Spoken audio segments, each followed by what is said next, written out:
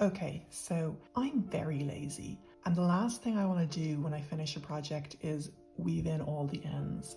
So I try to avoid doing that as much as possible, and this is one of the things that I do. When I need to change colors in a row, I like to use a magic knot, and this allows me to change colors without leaving any long ends in the way. So let me show you how I do that. So I've got my two different colors here, okay?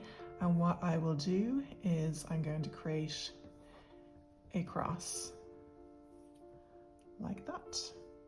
And then I'm going to bring the pink up and over, up and under and down. I'm going to bring the green over and through the loop. Okay, and then I'm just gonna pull on the pink and then pull the two long ends real tight. You can feel that secure. If it pulls away, you've done it wrong, try again. But if it's secure, you'll know it. Then you can cut your tails right up against the knot. And again, give it a good pull to make sure. And that's it. So you end up with a nice change of color without any tails. Okay, so let's put that into practice. Let's go back to the piece I'm working on. I've been working in pink and I need to change back to green to finish the row. I've stopped one stitch before my last stitch in pink. So I've still got one more stitch to do in pink before I change, but I've stopped one before. I will cut my yarn, cut it generously, just in case. And I'm going to take up my green. We're going to create that cross, this time over our fingers. So I've got the green going straight up and the pink going across. And I'm going to hold them in place with my thumb. I'm going to bring the green up and behind its tail. I'm going to use my finger to hold down that tail so I can just create a bit of tension over my thumb. Then I'm going to bring the loop off my thumb and pull the pink up through it.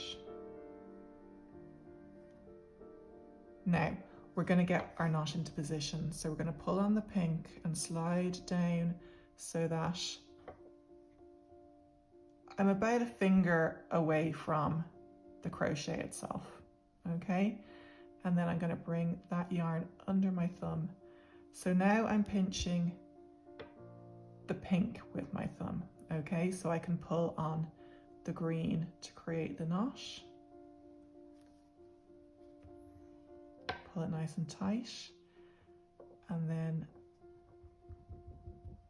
make sure it's secure before you cut. Cut it close to the knot. Test it again.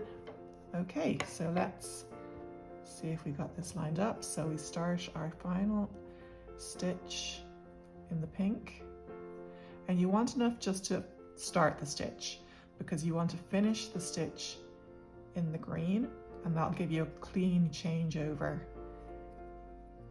into your second color.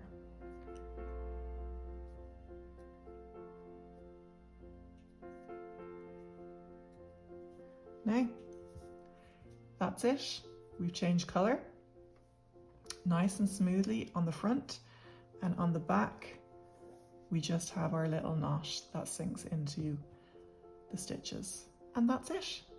So there you are now. I hope that helps you with your crochet.